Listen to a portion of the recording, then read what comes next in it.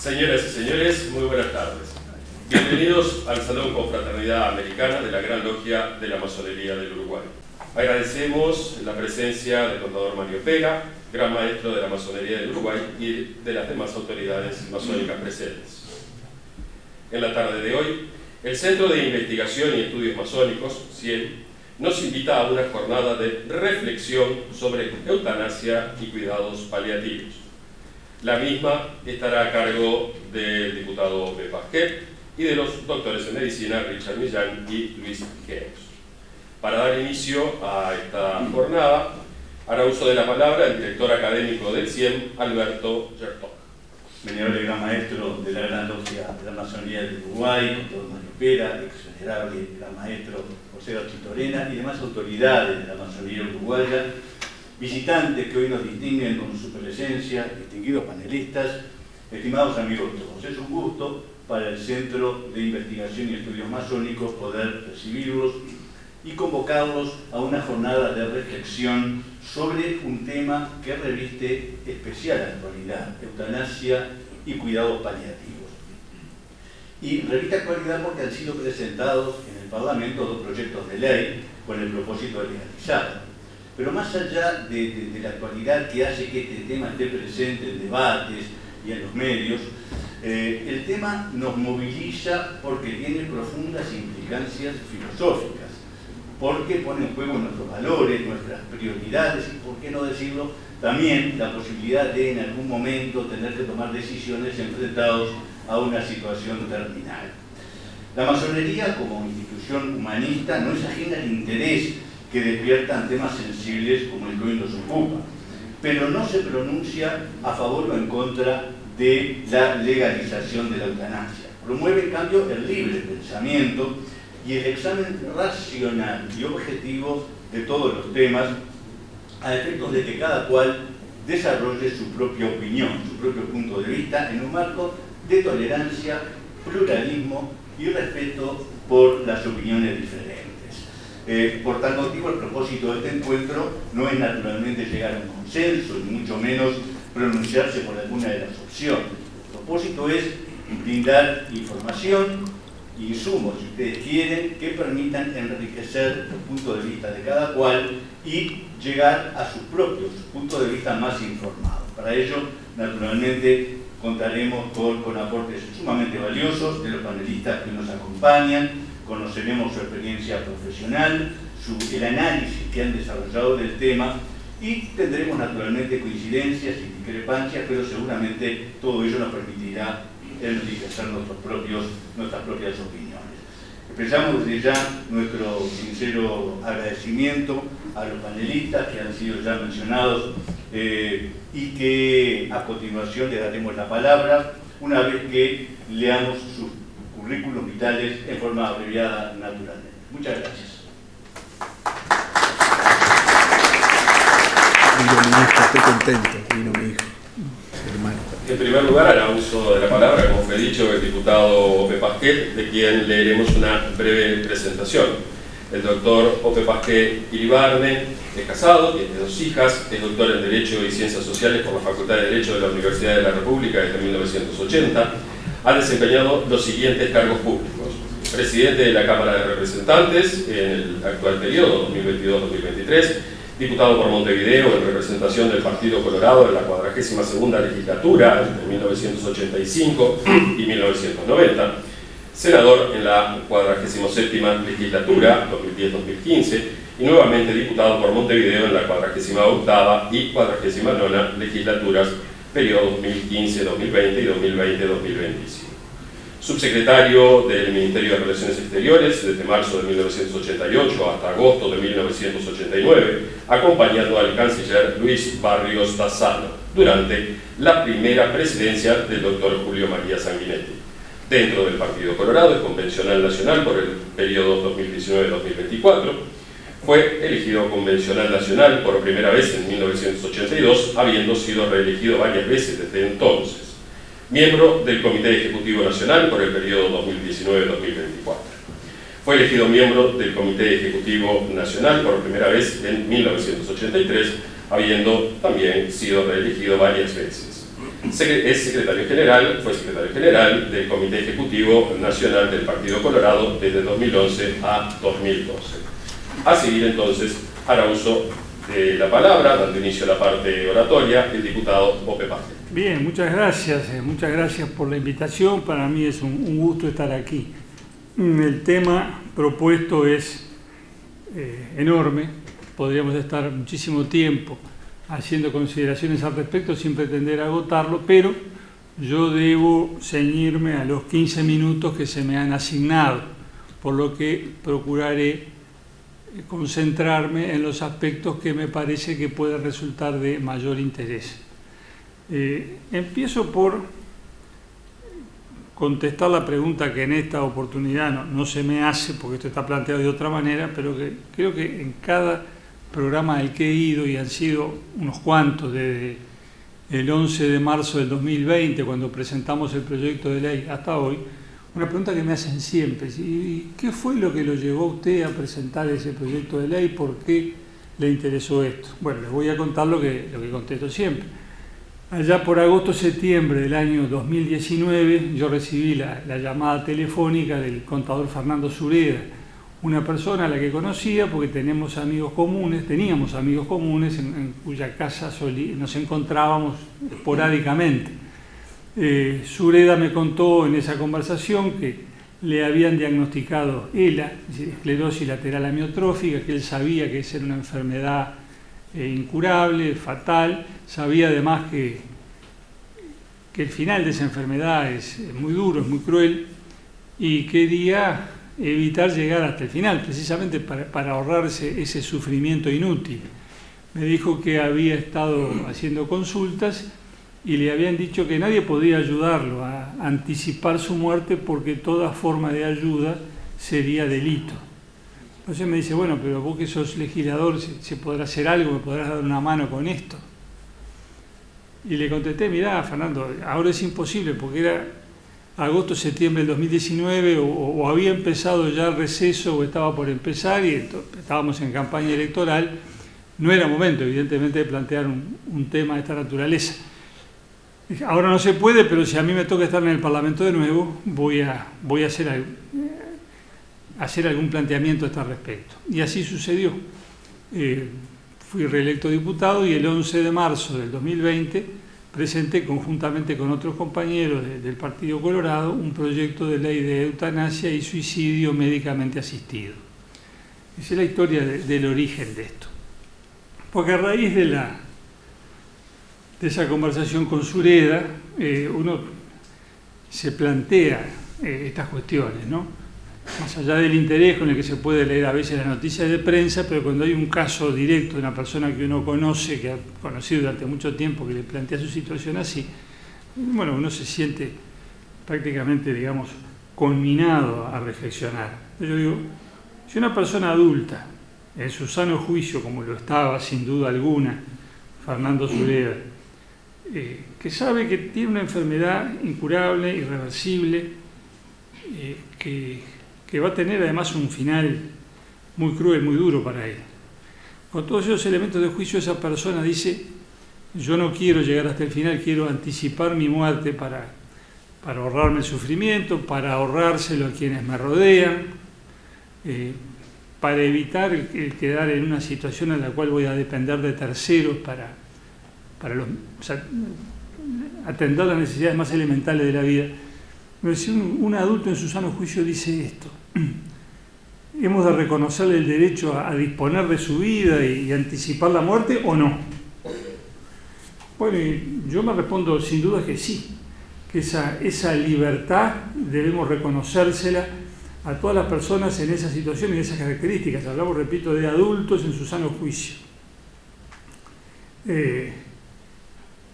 Hay quienes dicen que el suicidio es un derecho, y Lureta Goyena lo decía en sus notas explicativas al Código Penal, y Lureta Goyena decía eso. Otros dicen que bueno, que no podría caracterizarse como un derecho subjetivo, pero que sí, bueno, fuera de duda, un acto lícito. No hay norma que diga lo contrario, y recordamos el principio de libertad del artículo 10 de la Constitución: todo lo que no está prohibido está permitido. Y es una libertad de hecho. Libertad que en el Uruguay se toma mucha gente, donde desgraciadamente hay más de 700 suicidios al año. Nadie va a pedir permiso para eso. El que llega a esa decisión, por el motivo que fuere, llegó el caso, la ejecuta. O sea que es una, como dicen algunos autores, es una libertad de hecho. Y si alguien pretendiera dictar una norma y aplicarla para evitar el ejercicio de esa libertad, ese empeño no tendría éxito, como lo demuestra la historia de la humanidad. Ahora, el asunto de acá no se trata solamente de que la persona disponga o resuelva quitarse la vida. La cuestión es que la persona requiere la ayuda de un tercero para hacerlo. Esa es la eutanasia, es la acción de alguien que da muerte a otro a pedido de éste, mediante súplicas reiteradas de éste y por móviles de piedad. En nuestro derecho esa conducta constituye delito, es el homicidio piadoso previsto por el artículo 37 del Código Penal, que dice que cuando sucede esto, el juez podrá exonerar de pena. El delito se configura, pero el juez puede exonerar de pena a la persona de antecedentes honorables que, mediante súplicas reiteradas de la víctima y por móviles de piedad, le da muerte. También constituye delito la ayuda al suicidio, es decir, la acción de aquel que le facilita a otro los medios para poner fin a su vida. No emprende la acción que produce la muerte, pero facilita a otro los medios para darse muerte a sí mismo. Esa es la ayuda al suicidio, y bueno, es el artículo 315 del Código Penal, que se llama de la determinación o ayuda al suicidio. Eso es delito también. Y en este caso el juez no puede exonerar de pena a quien haya cometido el delito. Si el delito se configura, se prueba, corresponde sancionarlo. Entonces tenemos que en nuestro derecho hoy toda forma de eutanasia o de ayuda al suicidio constituye delito. Y entonces es lo que nos provoca la reflexión. ¿Está bien que esto sea así? ¿Debe quedar esto así? Bueno, yo entiendo que no. Porque me parece que cuando una persona está en esas situaciones a las que hemos hecho referencia, es decir, el que sabe que tiene una enfermedad incurable e irreversible, que los médicos le dicen, mira, acá no hay más nada que hacer, sabe que cada día va a ser peor que el anterior y que no hay luz al final del túnel, yo creo que no solo tiene derecho a poner fin a su vida, sino que además tiene que poder pedir el auxilio de un tercero para hacerlo si lo necesita. Puede necesitarlo por muy distintos motivos, empezando por los más elementales. El individuo que está postrado en una cama, enfermo, agobiado por la enfermedad, débil, sin ninguna posibilidad de valerse por sus propios medios para hacer eso que quiere hacer. No puede ni levantarse de la cama y salir a comprar un arma de fuego, no sabe dónde conseguir un veneno o algo por el estilo que produzca el mismo efecto, necesita la ayuda de otros. Es aquí donde se interpone la objeción, no, bueno, pero no se puede matar. Pero acá no hablamos de matar como la decisión de alguien que decide matar a otro como si fuera un médico por los corredores del hospital con un rifle sanitario, matando a los que están enfermos. No, se trata de alguien que responde al pedido reiterado de una persona que dice, no quiero seguir sufriendo, por favor, quiero terminar acá. Y yo creo que por un deber de solidaridad con el que sufre, lo menos que podemos hacer, es decir, lo menos que puede hacer el Estado uruguayo, es decir, la acción de la persona que responda a ese pedido y lo atienda y produzca la muerte de quien lo solicita para no sufrir, bueno, esa acción no puede ser delito. Por eso la propuesta nuestra, yo decía, una propuesta mínima es de despenalización. La conducta del médico, no de cualquiera, no de un sujeto con antecedentes honorables, como dice el Código Penal, sino de un médico, porque es una garantía indispensable, que verifica que la persona realmente padece una enfermedad incurable e irreversible, que está sufriendo por eso y que pide reiteradamente que se anticipe su muerte. Yo creo que la conducta del médico que responde a ese pedido no puede ser sancionada, no puede ser considerada delito. Y lo mismo la conducta del médico que ayuda a morir a otro. En vez de dar muerte por sí, le facilita a la persona los medios para que ella misma se dé muerte. Porque hay países donde hay eutanasia, como sabemos, en Holanda, Bélgica, Nueva Zelanda, etc. Y hay otros donde no hay eutanasia, pero donde desde los años 40 del siglo pasado el Código Penal no considera delito la acción del que ayuda a otro a morir por móviles no egoístas. Esto ocurre en Suiza, donde se han formado varias asociaciones civiles, es decir, sin fines de lucro, que facilitan la tarea de quienes ayudan a otros a morir. Hay varios casos notorios, no voy a detenerme en eso, el último, Alain Delon, que está en Suiza con esa idea, en fin. Pero a mí, insisto, me parece que acá está en juego, por un lado, la concepción que tengamos de la persona, de su libertad, de su dignidad, que a mí me lleva a pensar, en función de mis ideas, de que es parte esencial de la libertad y de la dignidad de la persona el poder decidir cuándo y cómo va a dejar de vivir. Creo que la libertad es un atributo esencial de la dignidad humana y que la libertad vale no solamente para comprar y vender, para viajar de un lado a otro, votar por una lista de candidatos o decir lo que queramos decir en la esquina o donde sea, sino que tiene que haber libertad también para decidir cuándo y cómo dejamos de vivir. Y cuando en las circunstancias a las que he hecho referencia, la enfermedad incurable, etcétera, el sufrimiento, etcétera, la persona necesita ayuda de otros para dejar de vivir, creo que hay un deber de solidaridad que conduce por lo menos a no considerar delito la conducta de quien presta la ayuda. A veces se dice, nada de esto es necesario, no sé en cuántos minutos ando, pero trataré de resumir muy brevemente. Se dice, acá no es necesario nada de esto porque hay felizmente cuidados paliativos que permiten ahorrar el sufrimiento de la persona. Que no se diga que tienen que elegir entre la muerte o el sufrimiento, porque es posible dejar de sufrir sin morir a través de los cuidados paliativos. Bueno, yo entiendo que los cuidados paliativos son una gran cosa, no se me ocurre quién pueda estar en contra de los cuidados paliativos. Tan es así que cuando la Asociación de Médicos Paliativistas fue al Parlamento buscando apoyo para presentar un proyecto de ley que difundiera, en fin, fortaleciera los cuidados paliativos, todos los que habíamos firmado el proyecto de ley de eutanasia, firmamos también el proyecto para fortalecer los cuidados paliativos. ¿Sí? No hay discusión a este respecto. Lo que decimos también es que es una falsa oposición la que se pretende establecer entre eutanasia y cuidados paliativos. Desde el punto de vista de la persona que está sufriendo, no hay tal oposición, son alternativas que tiene, para elegir entre una u otra o para elegir primero una y después la otra. En Bélgica, en Nueva Zelanda, en el estado de Oregón de los Estados Unidos de América, las estadísticas demuestran que más del 70 u 80% de las personas que piden la eutanasia y la reciben pasaron antes por los cuidados paliativos. Es la demostración estadística de que no solo no hay oposición, sino de que se recurre a ambas cosas. Primero los cuidados paliativos, obviamente, después la eutanasia. Y además de las estadísticas, hay casos singulares que han trascendido, que se han hecho famosos. Podría referirme a varios, pero el más notorio, el más reciente, es el de una ciudadana peruana, Ana Estrada, que en Perú, que es un país donde no hay eutanasia, pidió a la justicia por vía de amparo que declarara que en su caso se puede aplicar la eutanasia, que no se aplica la norma del Código Penal peruano, que en su caso podría haber eutanasia, y la justicia le dio la razón.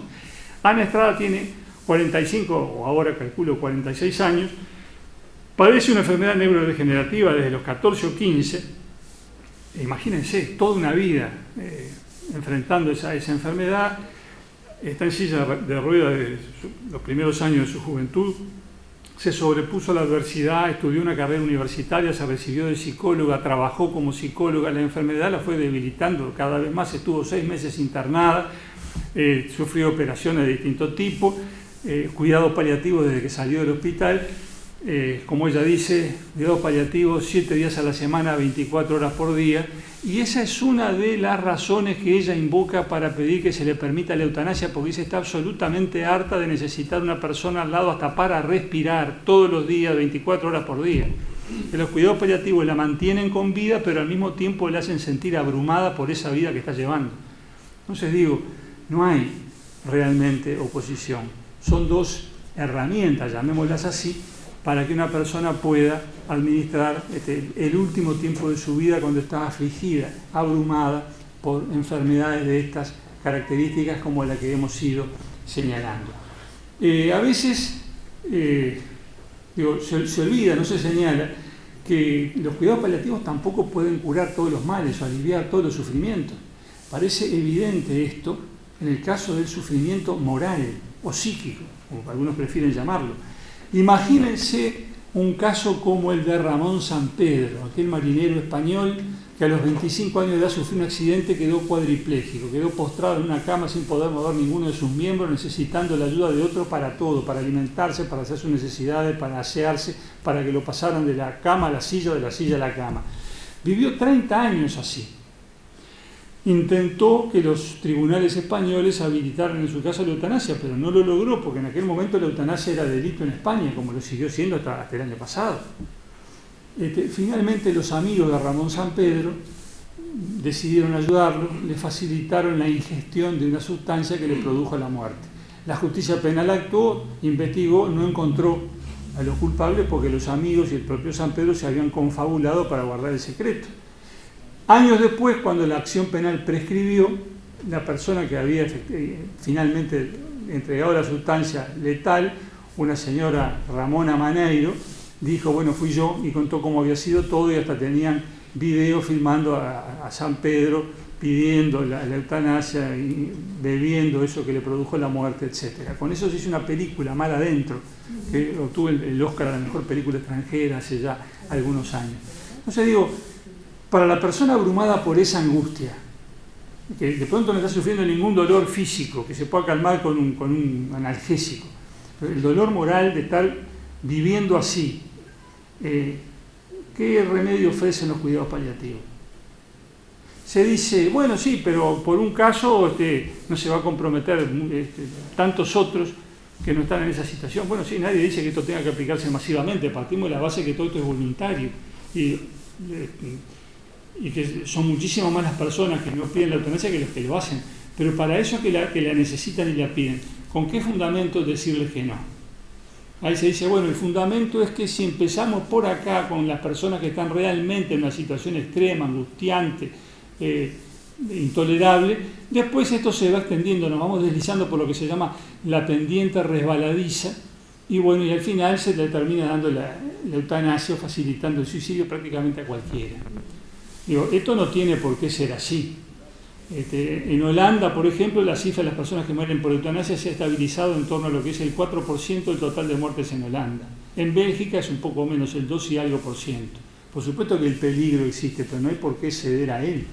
Se trata de adoptar las medidas necesarias para que esto ocurra con los debidos cuidados, con las debidas garantías. De eso se trata, pero me parece inaceptable que para evitar riesgos futuros no hagamos hoy el bien que podemos hacer a las personas que hoy están sufriendo, que hoy están agonizando y que hoy están pidiendo una solución para ese sufrimiento.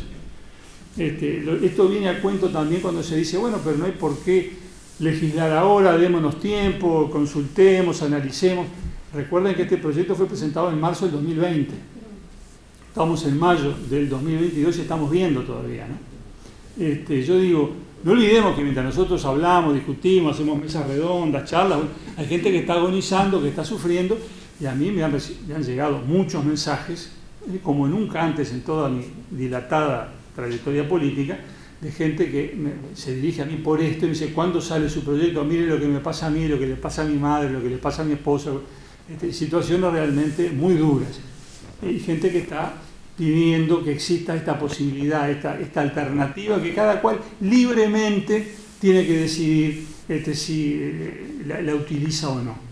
En el proyecto nuestro, la libertad es tanto para el paciente, que es el que pide la eutanasia, como para el médico. Nuestro proyecto no le impone al médico ninguna obligación. Simplemente dice que si actúa como lo dice la ley, no comete delito.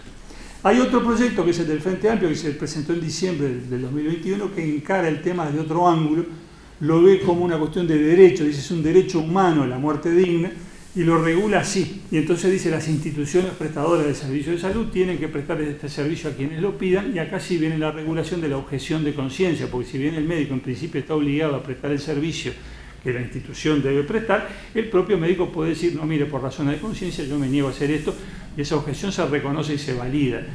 Les cuento que estamos conversando estos días con legisladores del Frente Amplio, estamos de acuerdo en lo sustancial, son dos aspectos del asunto, el derecho del paciente a solicitar la eutanasia y la norma que exonera la responsabilidad penal al médico. Nos vamos a poner de acuerdo y esperamos que en el correo del próximo mes de junio, a más tardar el 30 de junio, habremos presentado a la Comisión de Salud un proyecto conjunto con la expectativa de que se pueda llegar a votar esto a más tardar en septiembre de este año, por lo menos en la Cámara de Diputados. Veremos después si se puede lograr o no, pero esa es la expectativa, esa es la idea y para eso estamos trabajando. Sí, el tiempo ya pasó, pero Hay un punto solamente que quiero por lo menos señalar. A veces se dice, bueno, en los casos extremos de muchísimo sufrimiento, existe lo que se llama la sedación paliativa o sedación profunda y continua. Los médicos aquí podrán explicar mucho mejor de qué se trata. Pero en definitiva, al individuo, como dicen ellos, lo sacan de ambiente. No sufre, pero está inconsciente. Y en esa condición permanece hasta que llega la muerte. Y se presenta esto como la gran alternativa para evitar el mal absoluto que es la eutanasia, el dar muerte a otro.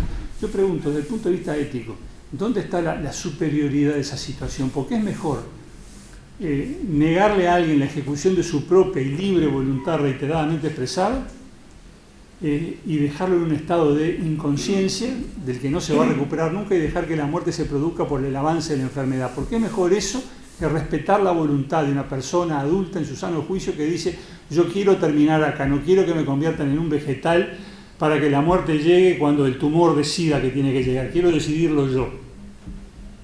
Yo creo que tiene mucho más valor ético eso, la libre voluntad expresada por quien puede hacerlo, que lo otro. Es decir, lo dejamos en la condición de vegetal ahí, y bueno, y la naturaleza hará su obra. Da para mucho más, pero creo que ya me excedí. Muchas gracias por su atención.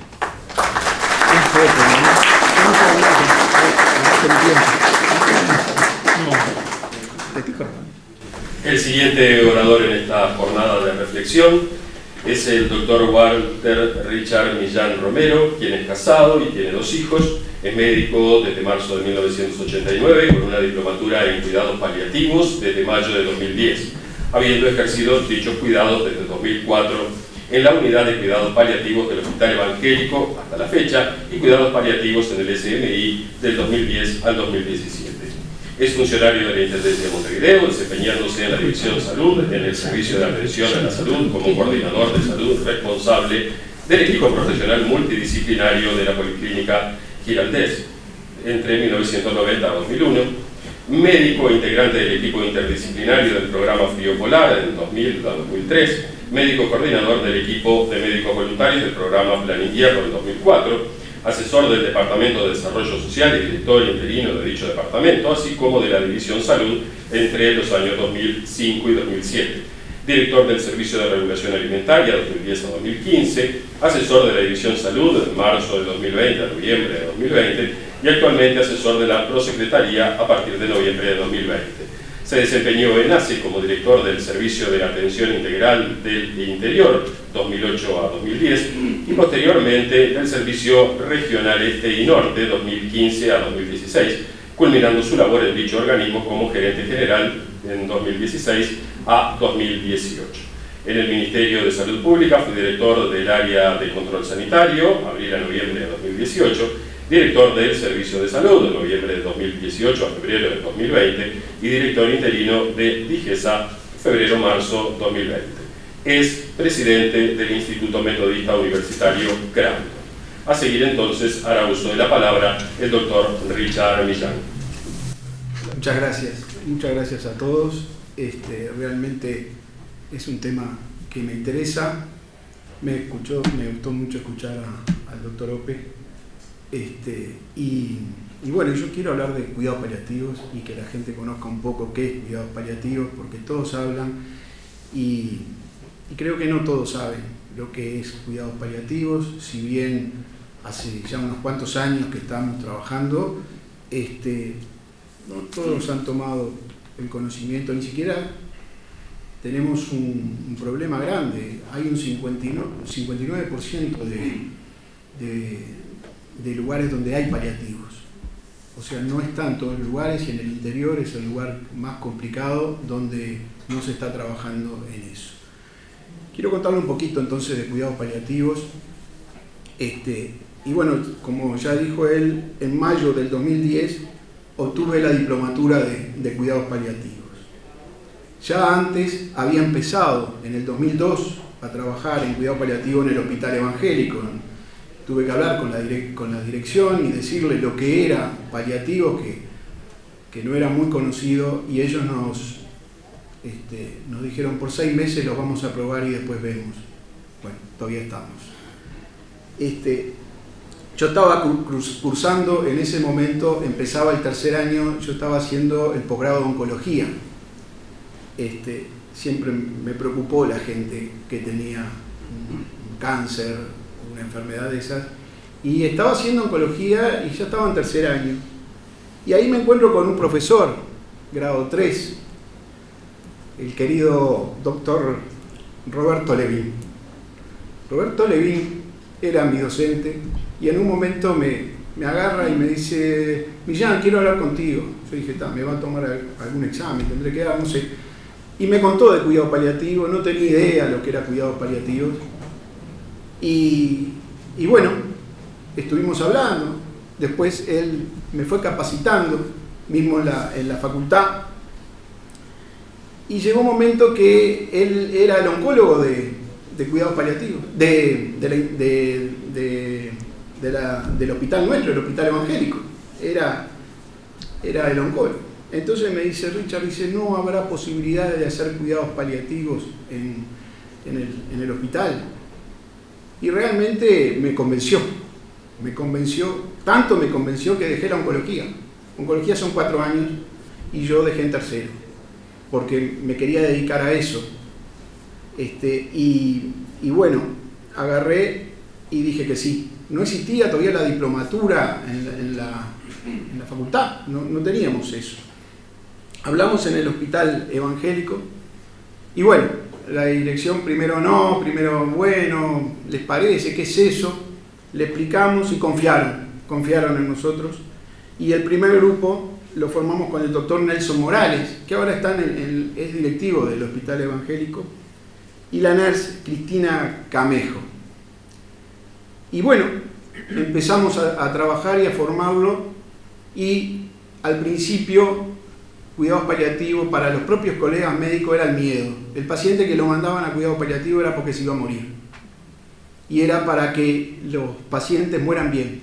Ese era el objetivo de cuidados paliativos en aquel momento, ¿no? De que iban los pacientes ya en la última para morir. Y eso es un error muy grande. Bueno, es tan así que después Roberto Levin logró también, con el actual coordinador que trabaja conmigo en el evangélico, que es Eduardo García, que se creara en la Facultad de Medicina la diplomatura. Él fue el que hizo eso y fue el director en el principio para la diplomatura de cuidados paliativos. Eso fue aprobado en el 21 de octubre del 2008, al final.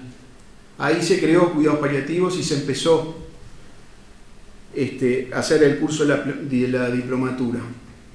Los que ya teníamos más de 6 años, 7 años trabajando, nos dieron el título sin poder cursarlo porque estábamos ya trabajando en eso.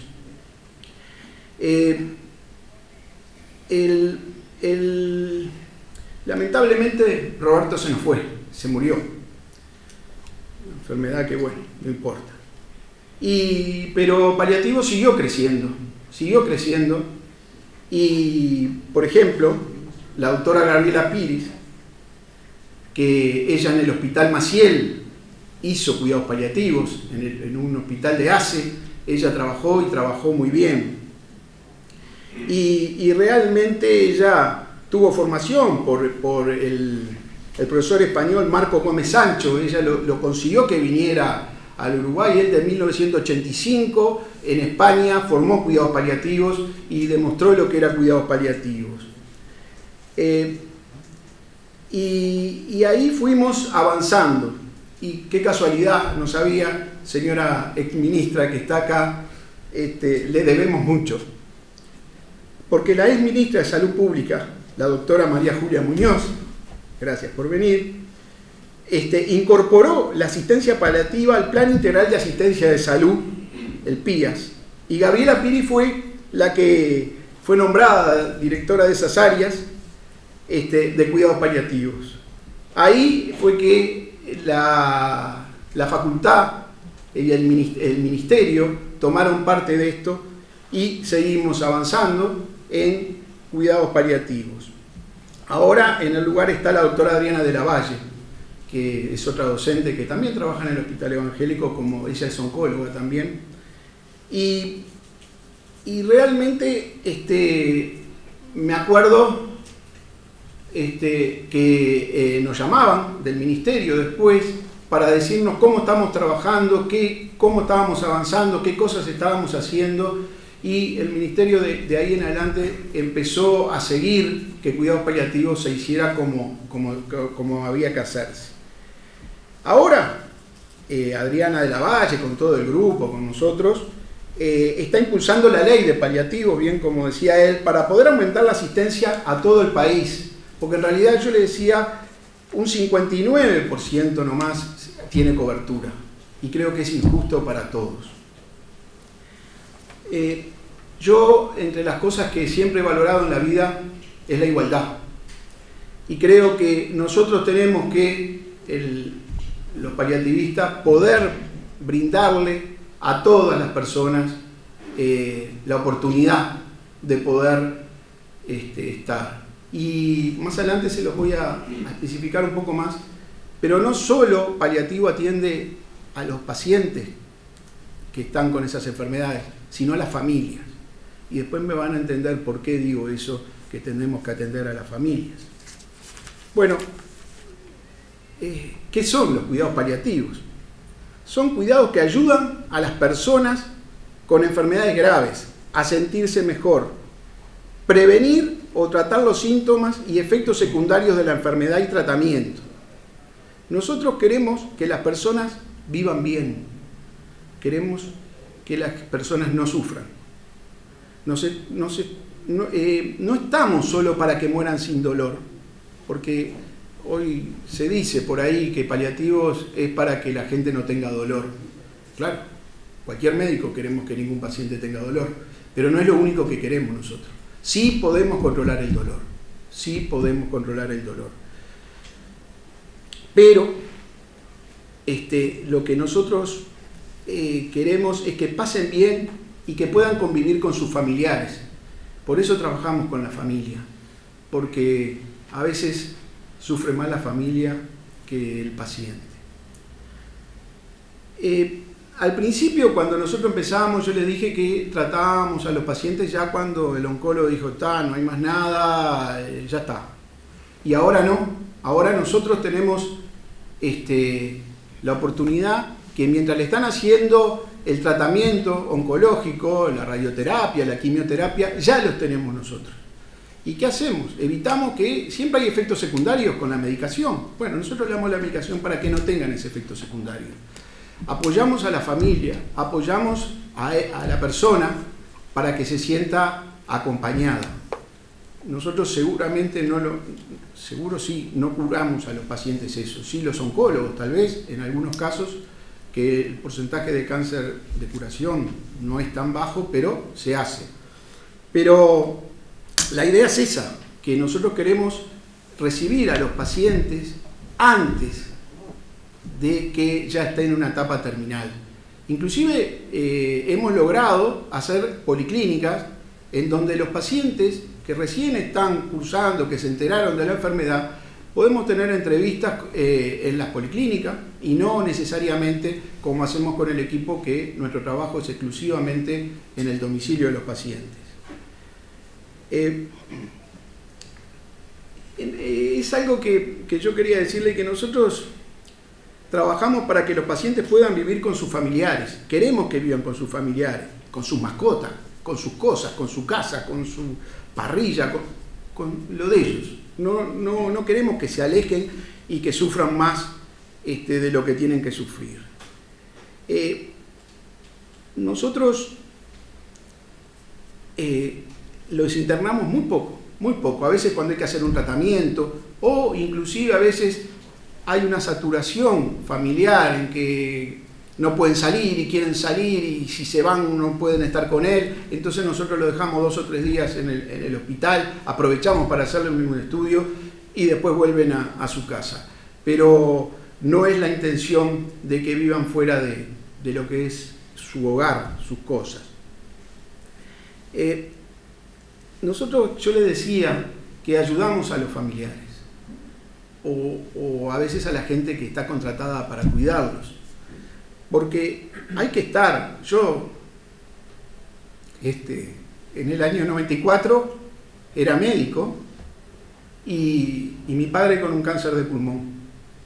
Horrible. No había cuidado paliativo. Yo como médico no sabía qué hacer con él. Lo subíamos al auto y lo llevábamos a la emergencia del CASMU a ver qué hacíamos. Y realmente papá estaba mal, pero nosotros peor. Estábamos muy mal. Y yo no quiero que eso lo viva la gente. No me interesa.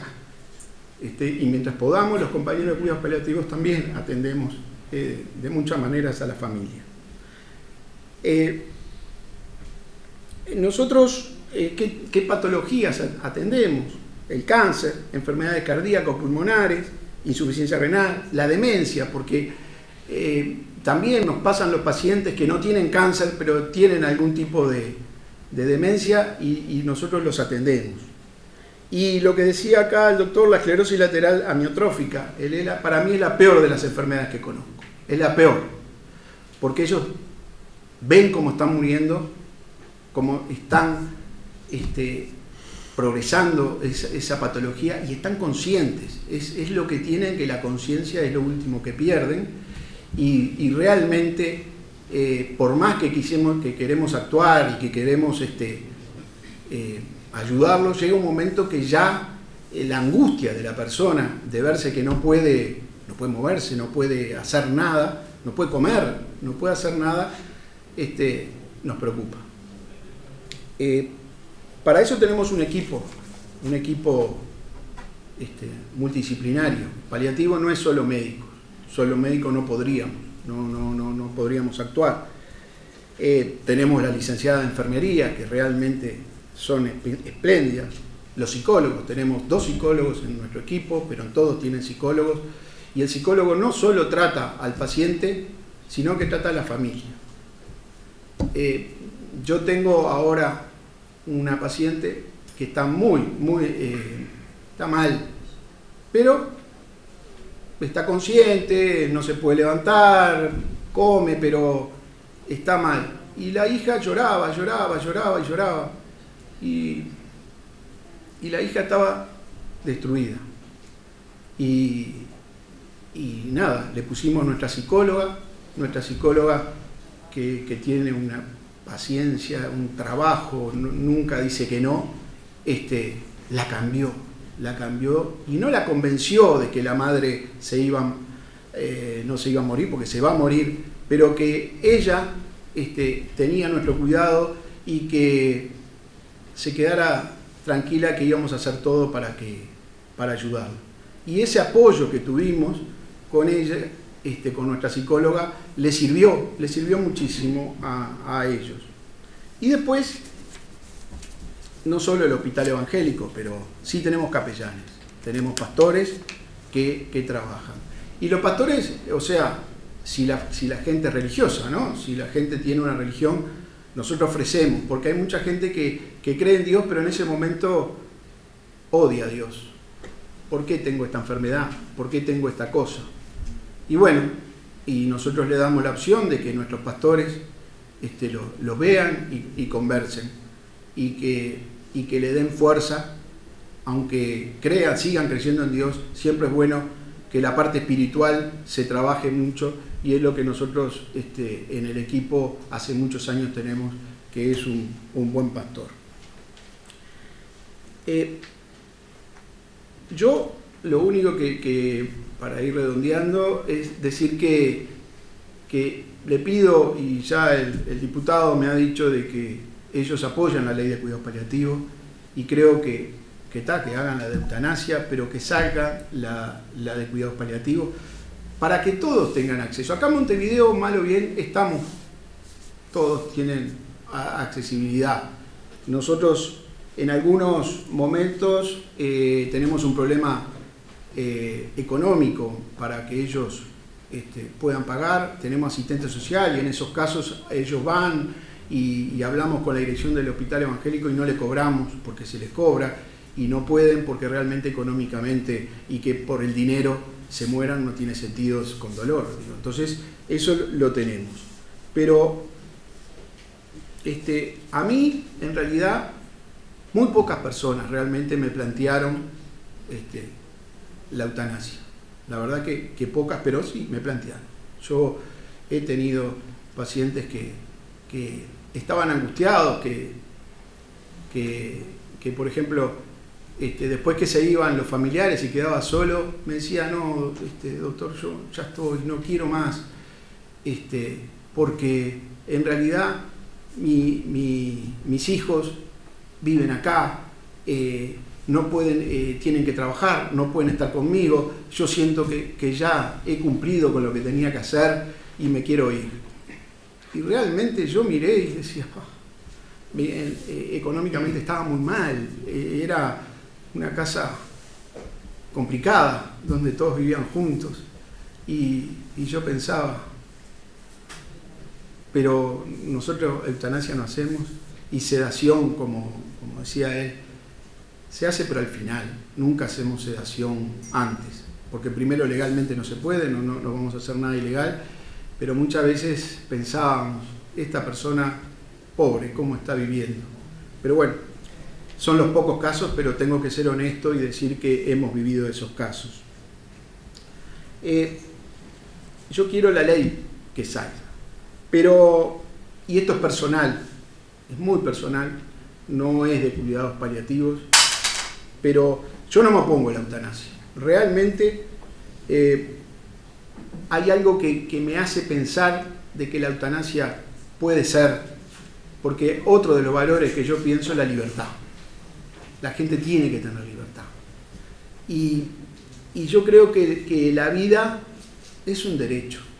Eso estoy seguro que es un derecho, pero no una obligación. ¿Vivir para qué? ¿Vivir por qué? ¿Para decir que Dios me va a llevar? ¿Cuándo me va a llevar? Es un tema que me preocupa mucho porque ya él habló de la película esa, en donde el hombre cuadripléjico tuvo varios años sufriendo porque no podía hacer nada, estaba cuadripléjico y le daban de comer, lo tenían que limpiar, lo tenían que... Y yo no sé si yo tendría el derecho de vivir en esa situación, no lo sé. Pero lo que quiero decir para terminar, porque ya creo que me pasé, que es un error, lo dijo él también, y me duele porque otros médicos pueden hablar, pero no, yo escucho a mis compañeros de cuidados paliativos como si fuera, se contrapone cuidados paliativos a eutanasia. Y para mí no es cierto eso, no tiene nada que ver, es otra cosa la vida. Yo cuando empezamos, paliativos era pacientes que tenían más de 2 semanas de vida y menos de 6 meses de vida, ¿no? Entre 2 semanas y 6 meses era el tratamiento. Ahora tenemos pacientes que tienen 2 años de vida y siguen viviendo. Yo tengo un paciente que hace 2 años lo tengo, 2 años y un poco más. Y cuando lo vi estaba llorando y me dice, estaba complicado, tenía un cáncer de pulmón, pero gracias a los oncólogos, no gracias a nosotros, retrocedió bastante y está viviendo. Y él lloraba y me decía, doctor, si yo me muero, echan a mi compañera, porque no estaba casado con la compañera y tenía hijos con otra familia, y él decía, si yo me muero, soy el propietario, a ella la van a echar y yo la quiero y no sé qué. Y logramos que lo casaran el 13 de abril de hace 2 años en la casa. Están vivos. Y eso lo logramos si hubiera hecho la eutanasia de entrada. Se hubiera muerto tal vez y no hubiera solucionado eso. Por eso no es ni blanco ni negro. No todo es eutanasia y no todo tal vez paliativos. Pero yo por eso no estoy en contra. Evidentemente, yo por ahora creo que no. Con la ley del aborto yo no estaba de acuerdo, no estoy. Pero sí estoy de acuerdo que la ley exista, porque las mujeres tienen derecho a decidir cómo hacer su vida. Y los abortos antes las mataban, muchas morían porque lo hacían clandestinamente. Hoy por hoy, miren en la prensa, no hay más aborto que antes y no hay muertes, por suerte, por aborto. Entonces, en esto, yo en realidad no me opongo. Que pase lo que tenga que pasar. Así que ha sido un gusto de estar y de por lo menos decirle lo que pienso yo, no lo que piensan todos. Muchas gracias.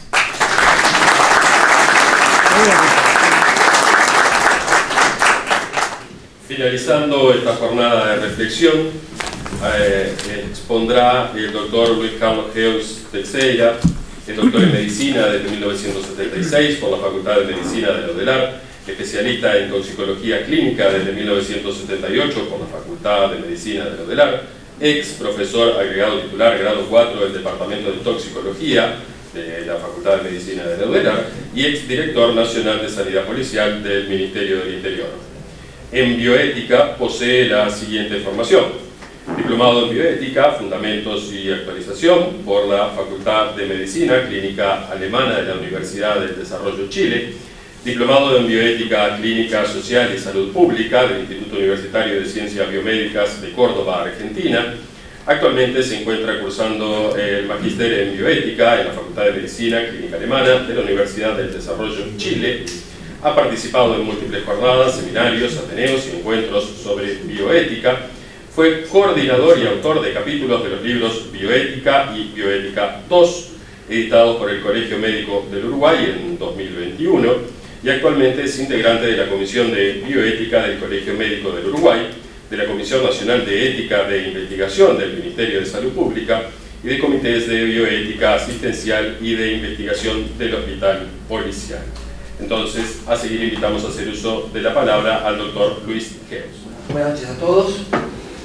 Gran maestro, doctor Mario Pera, gran maestro, doctor José Gallito Arena, público presente todos, amigos. La verdad que hay bastantes cosas para comentar y decir, sí, en esta mesa estaría bueno alargarla, pero tenemos que ser cortos en el tiempo. Yo específicamente me voy a referir a los conceptos, a las definiciones que tienen que ver con la eutanasia.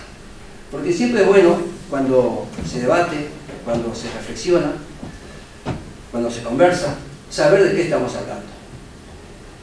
Y por eutanasia se entienden muchas cosas, hay muchas definiciones de eutanasia, pero hay definiciones que son definiciones sobre las cuales, digamos, existe una clara aceptación.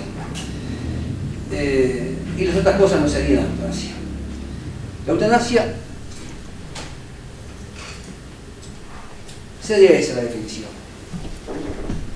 Consiste en todas aquellas acciones realizadas deliberadamente, yo voy subrayando los términos que importan más en esta definición,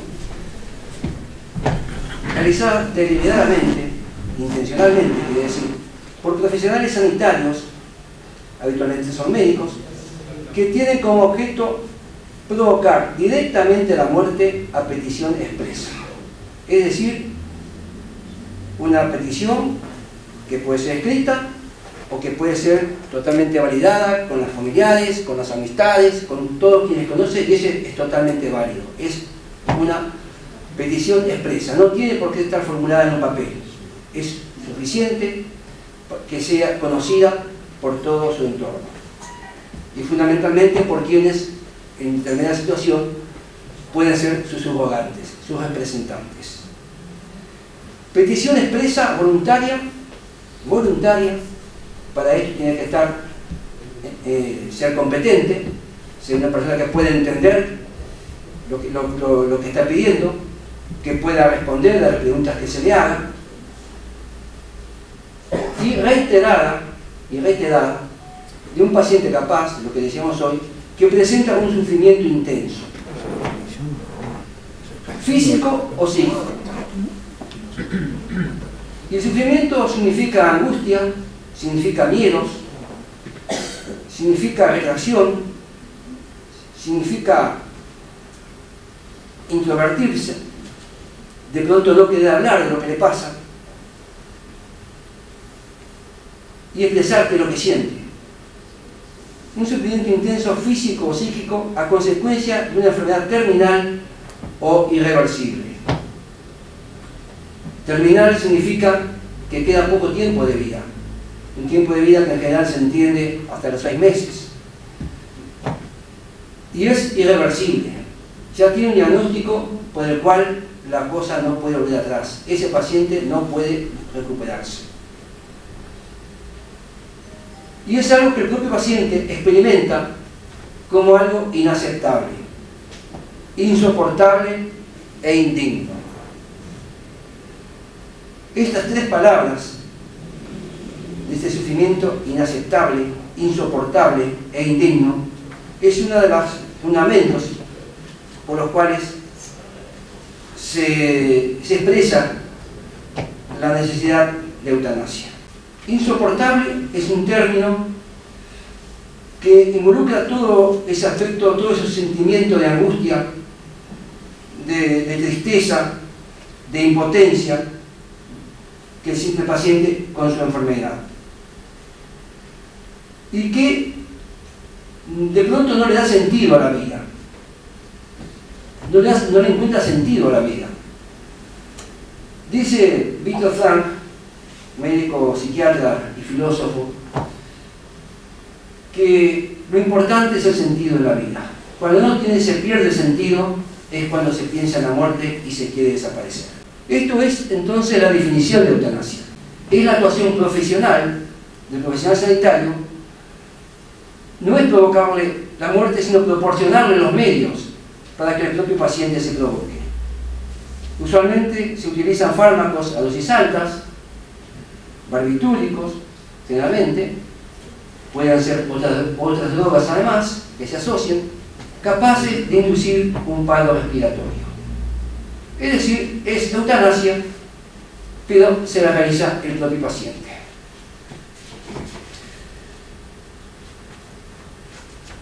Alguien lo está ayudando a morir. La adecuación del esfuerzo terapéutico es lo que hasta hace poco tiempo lo llamábamos la limitación del esfuerzo terapéutico. El LED, un término inventado en la medicina que dicen: tengo un paciente leteado. En mi sala estoy atendiendo un paciente leteado. El verbo letear, ¿no? Verbos que se inventan. Limitación del esfuerzo terapéutico. Y en esta adecuación del esfuerzo terapéutico, que significa nada más que realizar lo que es bueno para el paciente, teniendo en cuenta su situación clínica y teniendo en cuenta su pronóstico clínico, respetando sus valores y sus preferencias, no prolongando la agonía, lo cual ya estaríamos entrando en obstinación terapéutica, con lo cual solamente se prolonga la vida biológica en pacientes recuperables, pero la vida humana es biológica y es espiritual. Hay otra parte. Y cuando hablamos de la vida biológica, estamos hablando de la vida que va desde el nacimiento hasta la muerte. Pero ¿cuándo comienza la vida? Podemos decir que comienza en la concepción, en el momento de la concepción. ¿Cuándo aparece a ser persona? El estatus del embrión es muy discutido. O sea que exactamente no sabemos cuándo comienza la vida. Sí tenemos que decir en qué momento es persona, pero sí que la vida comienza, y acá están las creencias religiosas, están las otras creencias, o las no creencias, no vamos a entrar en ese detalle, pero sí de que hay un momento en el cual se nace, y ese momento sí se conoce.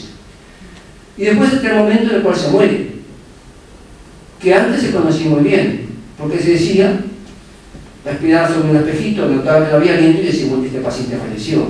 Hoy en día hay otras formas de seguir viviendo que no es esa, declarar la muerte. La donación de órganos es una cosa que ha llevado a tener determinadas determinadas condiciones para decir: este paciente ha fallecido y es capaz de donar y se puede donar órganos. Es decir, que no es tan, digamos, tan clara el momento entonces de la muerte.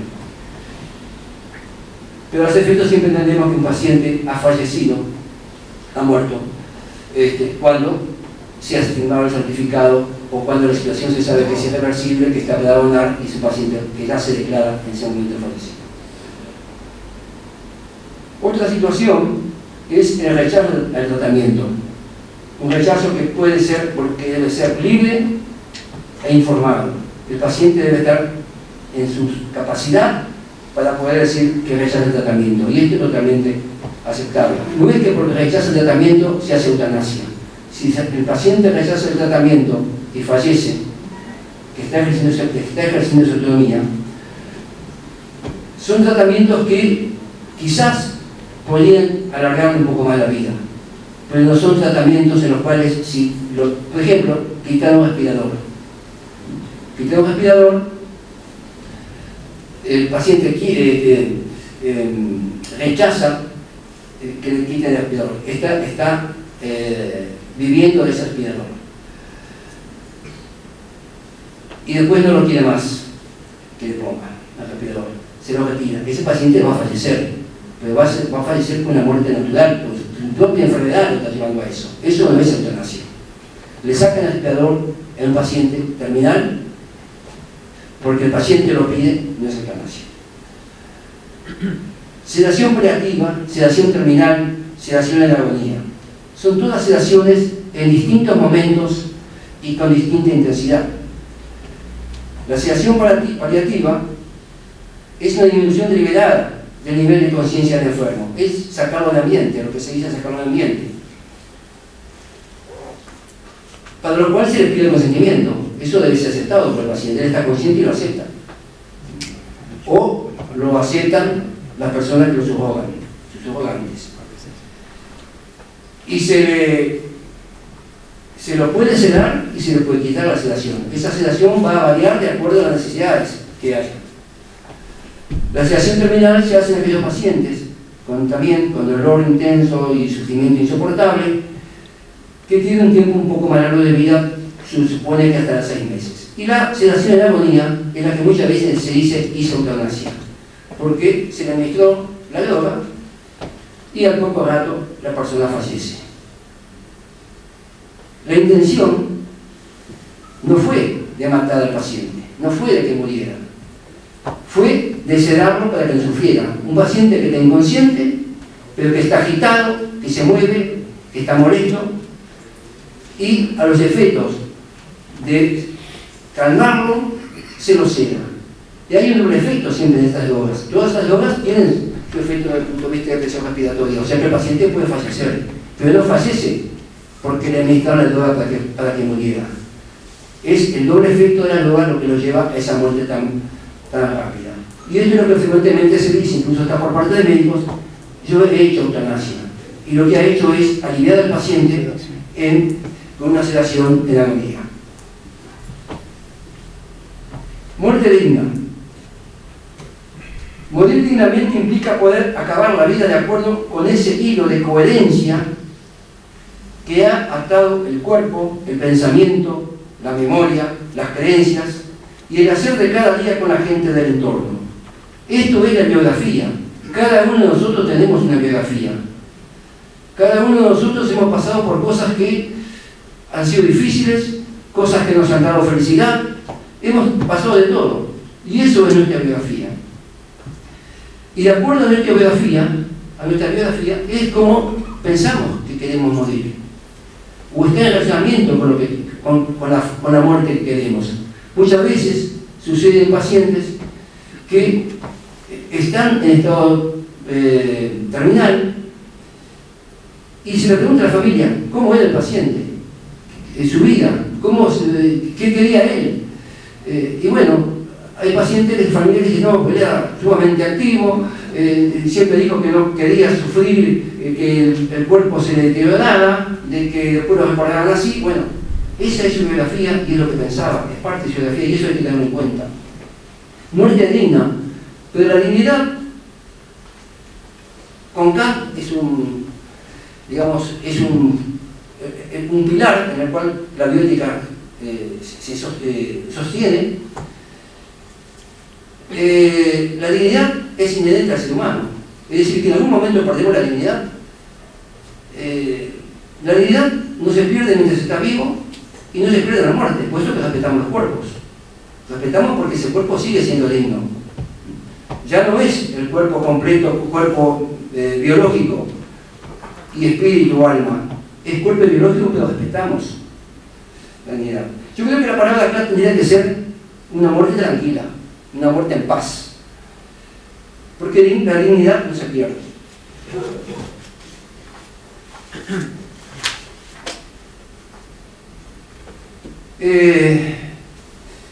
El hecho, la situación de su vida en la cual llamó a solicitar eutanasia y posteriormente la presentación del proyecto de ley del doctor Pasquet fue un gran avance para hablar de la muerte, porque antes de eso no hablábamos de la muerte, nadie hablaba de la muerte. La muerte era de los otros. Acá, con esta figura, está mirando la cruz, algún familiar falleció, algún ser querido, pero la muerte siempre pensamos en la muerte de los otros, no es nuestra muerte. ¿Cuántas veces pensamos nosotros en nuestra muerte? Quizás pensamos ahora, después que apareció el proyecto que presentó el doctor Pasquet.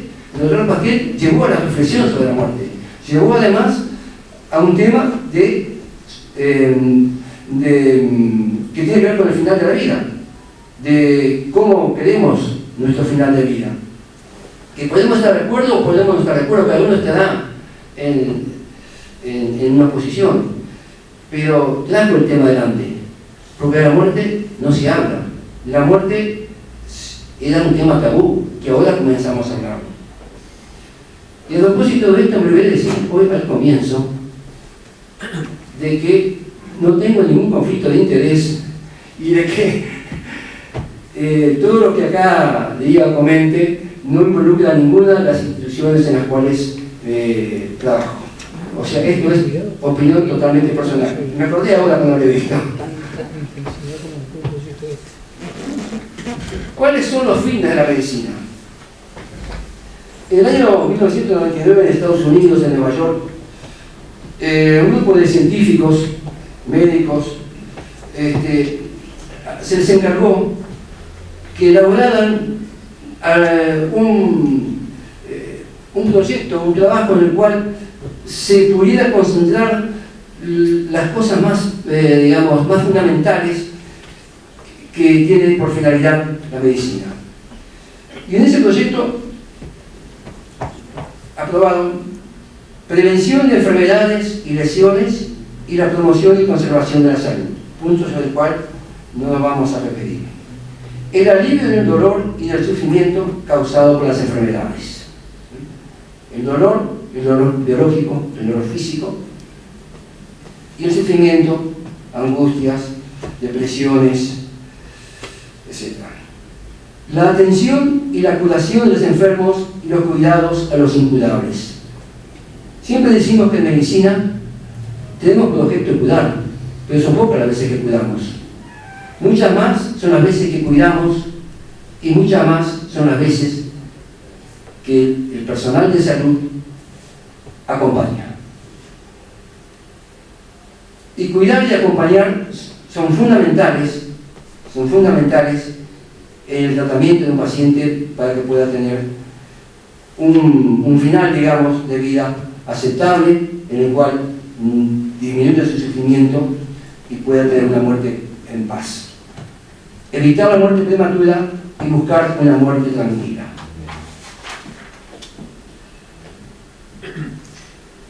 Era un peregrino, fue un médico de los médicos pioneros en la bioética en Estados Unidos,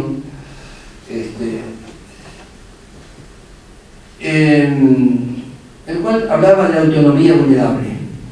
Todo paciente enfermo, toda persona cuando está enferma está vulnerable. Y está vulnerable porque en distintos aspectos de su integridad biológica y psicológica están afectados.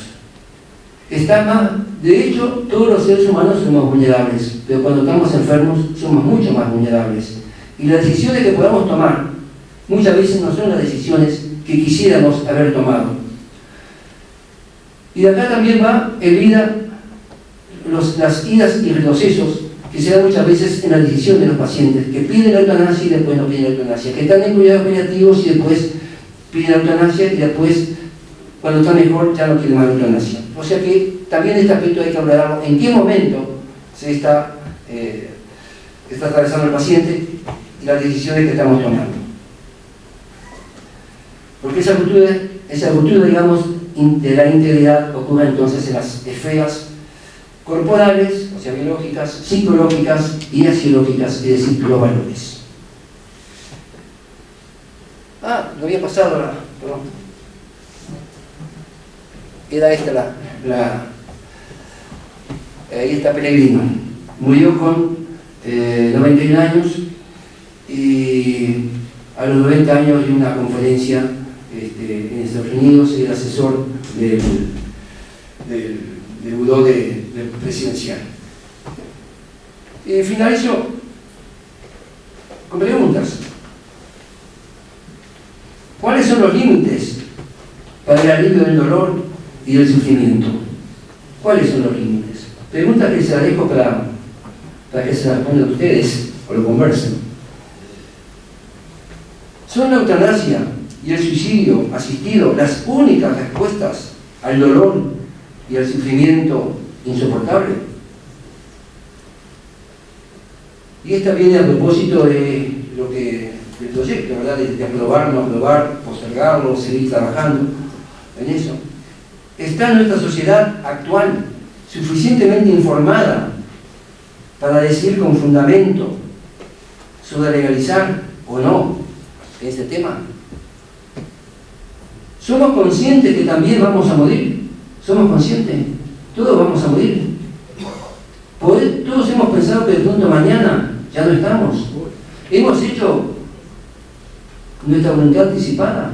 Existe una ley por la cual todos nosotros podemos solicitar, escribir, decir voluntad ante determinada situación. Eso queda en la historia clínica, también se lo pueden enviar a la investigación pública. ¿Somos conscientes entonces que también vamos a morir? ¿Qué acciones tomamos? ¿Qué pensamos? Nos hemos preguntado cómo queremos morir y dónde. Hoy en día la mayor parte de las personas mueren en los hospitales.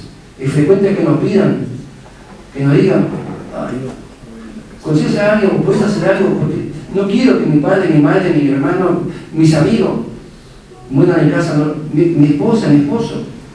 Le tenemos miedo a la muerte. No entendemos que la muerte es parte de la vida. La vida tiene una parte que va desde la concepción hasta el nacimiento, otra parte de la vida es la del nacimiento hasta la muerte, y otra parte que desconocemos. La incertidumbre siempre nos interpela y nos dice qué vamos a hacer. Hemos hablado de la muerte con nuestra familia y con quién o con quiénes más nos importa. He reflexionado sobre qué significa para mí mi muerte.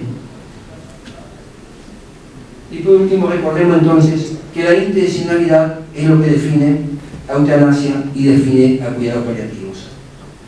Eutanasia es la intención de ocasionar la muerte, causa y efecto, se administra una sustancia y se muere de inmediato. Y los cuidados paliativos, la intención es aliviar y no causar o acelerar la muerte, más allá de que pueda darse una muerte cuando no se esperaba por el doble efecto de droga en su momento. Morir acompañado, con la mano, con la familia, sentir, no morir solo. La muerte en el hospital habitualmente es una muerte en soledad. La muerte en CTI es una muerte en soledad. Y si no está en soledad total, está con quienes no son su familia, con quienes no son sus afectos. Es todo, muchas gracias. Muchas gracias a todos los panelistas por sus aportes, que con distintas improntas, con distintos ángulos, un tema realmente complejo, bueno, nos han aportado y nos han hecho pensar. Tenemos pocos minutos, pero si hubiera en el auditorio de los presentes alguna pregunta breve, aclaratoria, con mucho gusto todavía podemos darle la oportunidad. Primero, muchas gracias a los tres panelistas. Quería hacer una pregunta en realidad directamente al diputado, porque confieso que no leí el proyecto de ley todavía, pero me parecía muy interesante y me pareció muy elocuente lo que planteaban todos. Había un caso que me quedaba la duda, que era ¿se puede pedir la eutanasia sin haber pasado por cuidados paliativos? Porque, y mi pregunta era por lo siguiente, porque la muerte es algo bastante irreversible y a veces nuestra mente está probado de que puede estar considerada perfectamente racional y tomar la mejor decisión que le parece en ese momento, pero las circunstancias son de dolor o son que lo están cegando para un lado y no el otro. Entonces, ¿se debería poder pedir la eutanasia, aunque sea reiteradamente, que una pareja está en sus cabales, sin haber pasado por algún tipo de paliativo? Esa es la pregunta, si estaba considerado el proyecto también. Ninguno de los dos proyectos prescribe que deba pasarse por cuidados paliativos antes de solicitar la eutanasia. Y en la consideración del tema se ha dicho muchas veces que los plazos que los proyectos prevén, 10 días o 15 días entre una entrevista y otra, eventualmente tendrían que abreviarse porque el médico advierte que la persona rápidamente podría caer en un estado de inconsciencia que le impida manifestar su voluntad válidamente. Yo digo que en esto hay distintas situaciones, que todos los casos son distintos, y creo que los dos proyectos y las ideas que hemos venido comentando hasta ahora coinciden en que el médico tiene que tener amplia libertad de apreciación. En un caso dirá, por ejemplo, esta persona sí puede pedir válidamente la eutanasia, y en otro caso dirá, no está en condiciones de plantear la eutanasia porque está sufriendo demasiado, porque está alterado, porque, bueno, si ayer deliraba, hoy no puede estar planteando la eutanasia, en fin. Esa apreciación la tiene que hacer el médico en cada caso. Y si tiene duda, así, ningún proyecto, ninguna de las ideas que hemos venido considerando le impide recabar los asesoramientos que estime que necesita. No prescribimos, no hacemos obligatorio un asesoramiento con un psiquiatra, con un psicólogo, con un especialista en la enfermedad de que se trate, pero el médico tiene toda la libertad en cada caso para decir, bueno, requiero el dictamen de un psiquiatra, a ver si esta persona puede manifestar su voluntad válidamente, en fin, o del especialista que considere necesario. Es una adaptación a cada caso que corre por cuenta de cada médico. Muchas gracias. ¿Otras preguntas? Bueno, prácticamente creo que el diputado la ha contestado. Creo que el médico muchas veces debe necesitar, y no sé si es necesario que sea taxativo en la ley, el asesoramiento de otros profesionales. De la misma manera que se plantea para considerar el aborto dentro de un plazo perentorio, porque si no retrasaría la situación, en este caso me parece que también sería oportuno la consideración de otros profesionales sobre la realización de la eutanasia. Ejemplo, conozco un chico cuadripléjico que cuando lo fui a ver me dijo: quiero que me traigas algo para matarme. Hoy ese chico, ni podía ni quería estar en esa situación. Hoy ese muchacho tiene 42 años, está interesadísimo en todo lo que es el desarrollo de la nanotecnología en el mundo, se desplaza en una silla de ruedas muy especial y a su manera vive, aprende, va a la Facultad de Ingeniería, y en realidad en esa oportunidad el médico que lo atendía, el neurólogo que lo atendía, hizo una consulta interdisciplinaria con psiquiatras, psicólogos, que fueron los que se encargaron después de él, y hoy tiene calidad de vida. Yo creo que con la muerte al lado nacemos todos. La calidad de vida y la calidad de muerte es lo que a mí realmente me interesa mucho. Pero me parece que la calidad de la muerte en una sola persona quizá no es la mejor solución. Y pienso que si no sería bueno en la legislación que estuviera la obligatoriedad de la consulta entre otros profesionales. Puede haber situaciones en que sea indispensable esa consulta, el médico lo advierta, pero hablando precisamente de este tema, ayer decía el doctor Luis Galo, diputado también, alguien que ha sido el médico tratante de la persona durante 30 años, que la conoce perfectamente, que conoce no solamente la enfermedad y su evolución, sino que conoce a la persona y de repente te conoce a la familia. Le vamos a imponer que llame a otro para consultarlo. ¿Tendría sentido hacerlo? Yo creo que los casos son distintos. Y por supuesto que puede haber situaciones que están allí en el límite, en la zona gris. ¿Se justifica, no se justifica, acá sí o acá no?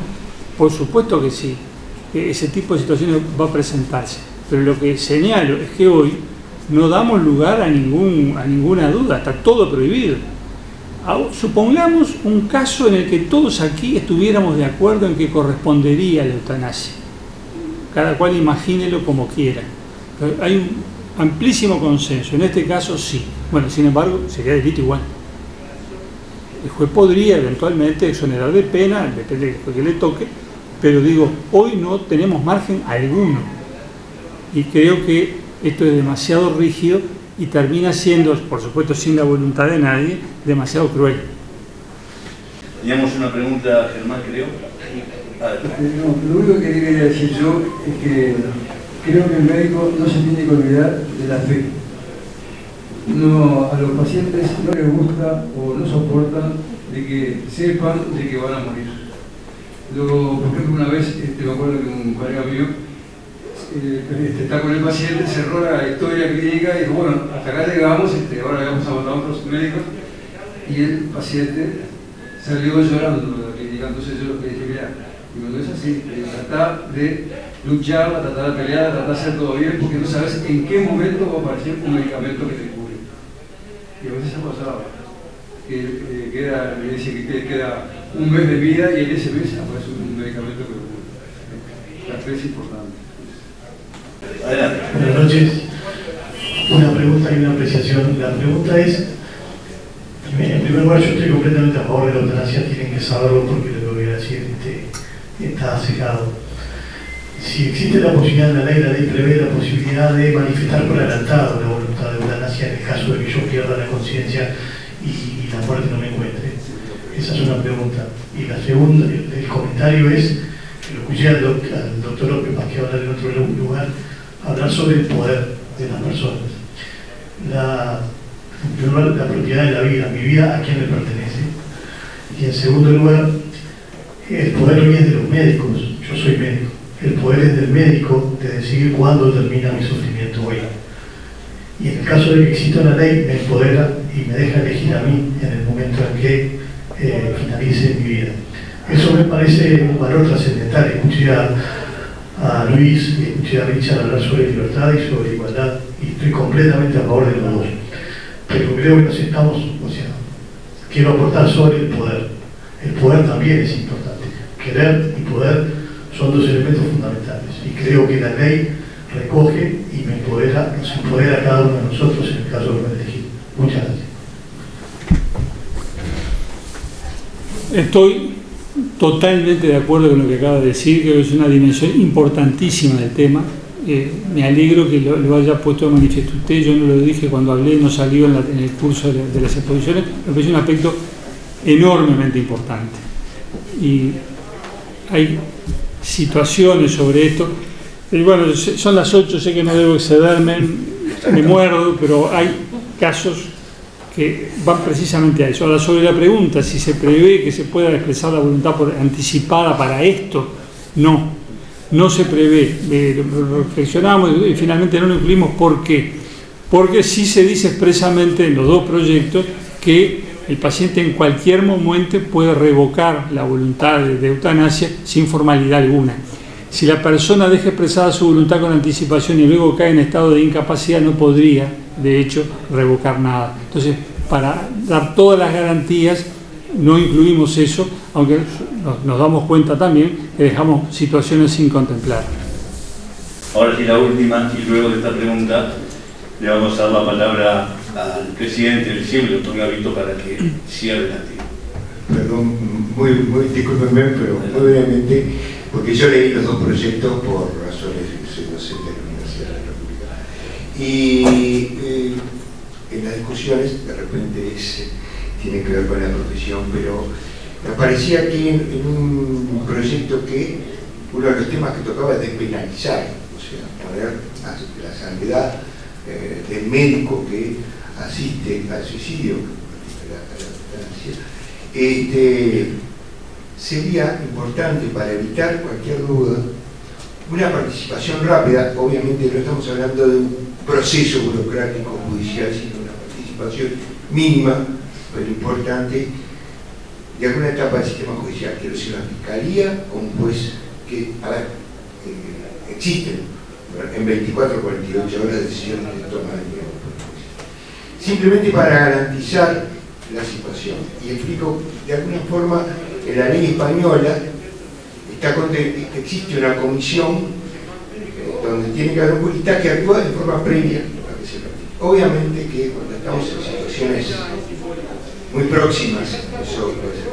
Pero en otras situaciones garantizaría a todas las partes, digo, a la familia, al médico, inclusive a quien tomó la decisión, frente a la eventualidad de la justicia, porque en definitiva lo que nos está preocupando es qué hace el Poder Judicial con esto. En mi experiencia profesional, en realidad los jueces han sido muy razonables y la verdad que en el 90% de los casos que yo conozco hicieron lugar a la exoneración de pena por homicidio piadoso. Pero claro, eso siempre es una eventualidad. Estoy de acuerdo en que hay que eliminarlo como delito, porque además como la tentativa de suicidio tampoco es delito, entonces no tiene ningún sentido, y estoy de acuerdo con los proyectos y además espero que eso signifique. Un brevísimo comentario. Sí, estamos considerando eso. Cuando digo estamos, me refiero a el grupo que de hecho hemos conformado, los diputados del Frente Amplio que están trabajando en la Comisión de Salud, Galo, Lustenberg y Echeverri, y quien habla con la diputada Nidia Reis de Colonia. Estamos considerando esto, y una de las ideas que se ha manejado es alguna intervención previa de tipo médico o de tipo jurídico. Y el contrapeso, lo que nos hace dudar, es el temor a burocratizar la cosa. Y en ese sentido nos pesó una información que dio la doctora Mariana Blengio, que es integrante de la Institución Nacional de Derechos Humanos, profesora en la Facultad de Derechos Humanos.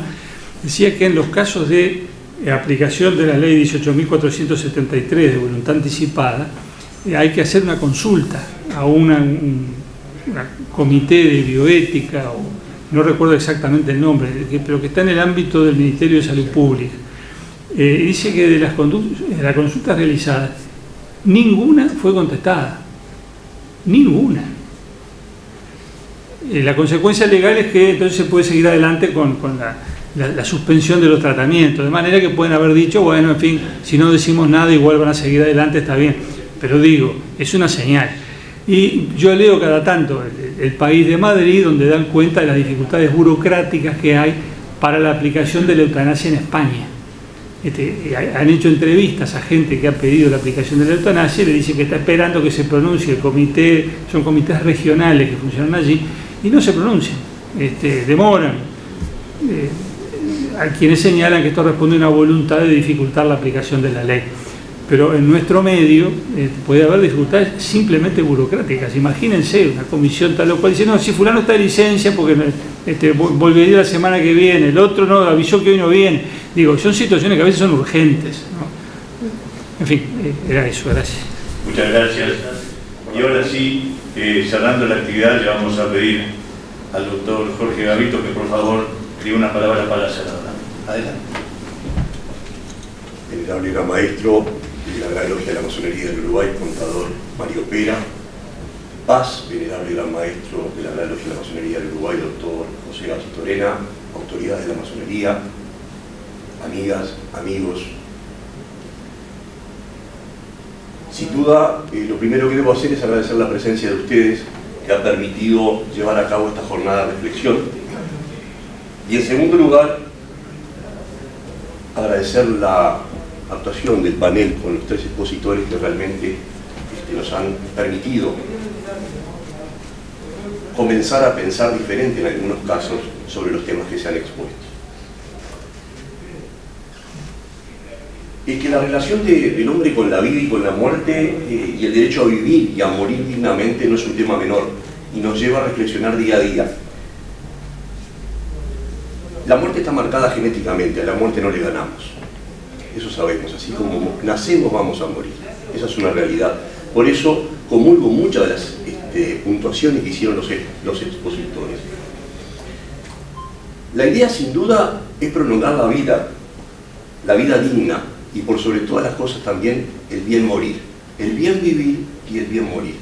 En una forma sencilla de tener un diálogo. Yo les cuento una experiencia personal que tuve 4 veces en múltiples ámbitos de participación en mi vida con profesionales, varios profesionales, pero también de diferentes edades, en donde tratamos este tema, multidisciplinariamente.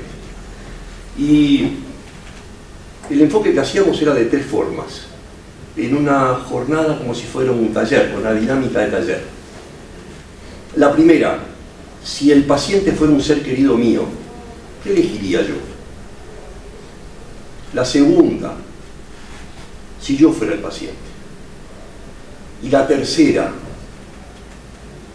hipotéticamente, si yo fuera el médico que tuviera que tomar la determinación de desarrollar ese acto, de realizar el acto, con o sin marco legal. Sin duda despertó en muchos jóvenes, aunque parezca mentira, una forma de reflexión diferente y muy distante a la que hubiera tenido yo a esa misma edad. Quiere decir que el camino que estamos transitando en lo personal creo que fue muy bueno. Aprendimos a pensar. El abordaje seguramente tiene múltiples enfoques: humanista, religioso, bioético, médico, científico, social, jurídico, político, entre otros. En lo personal tengo la convicción de que va a seguir este tema entre proponentes y oponentes. Y lo más importante es que debemos de participar todos, de diferentes edades, de diferente estratificación social. Porque lo más importante creo que debemos de formar nuestro juicio.